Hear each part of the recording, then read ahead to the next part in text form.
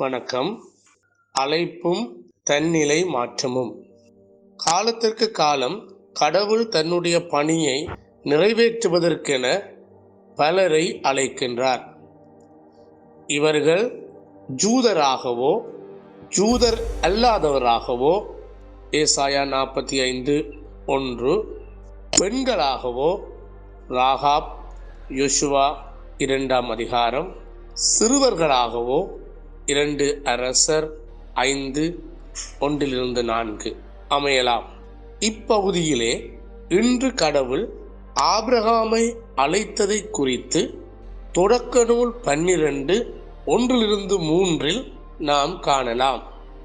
அழைப்பு ஆபிரகாமை பொறுத்தவரையில் அவர் தன்னுடைய சொந்த ஊராகிய ஊரிலிருந்தும் மெசொப்பொத்தேமியாவில் இருந்தும் கடவுளின் அழைப்பு வந்தபோது எல்லாவற்றையும் விட்டுவிட்டு அவர் வருகின்றார்.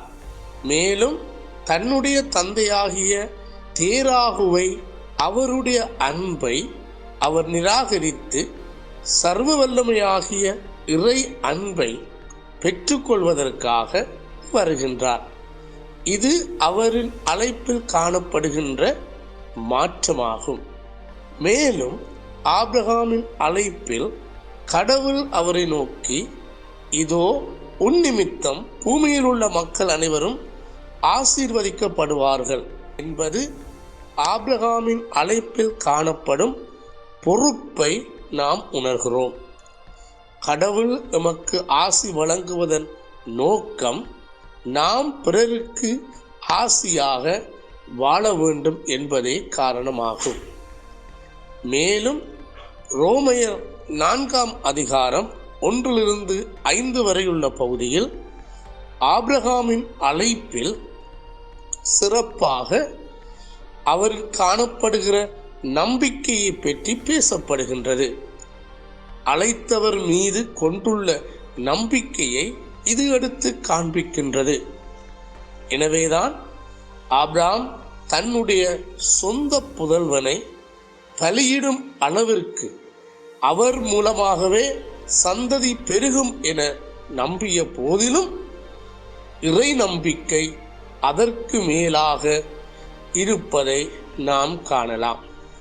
எனவேதான் திருப்பாடல் 121 அதை எழுதிய ஆக்கியோன் இறைவன் மீது நம்பிக்கை கொள்ளுமாறு கருதினர். ஏனென்றால் அக்காலத்திலே இஸ்ராயேல் மக்கள் சீயோன் மலை மீதும் மற்றும் ஏனைய பர்வதங்கள் மீதுமே தமது நம்பிக்கையை வைத்திருந்தனர். எனவே ஆசிரியர், இவைகள் அல்ல, இறைவன் மீது உங்கள் நம்பிக்கையை வையுங்கள் என அவர்களை அழைக்கின்றார்.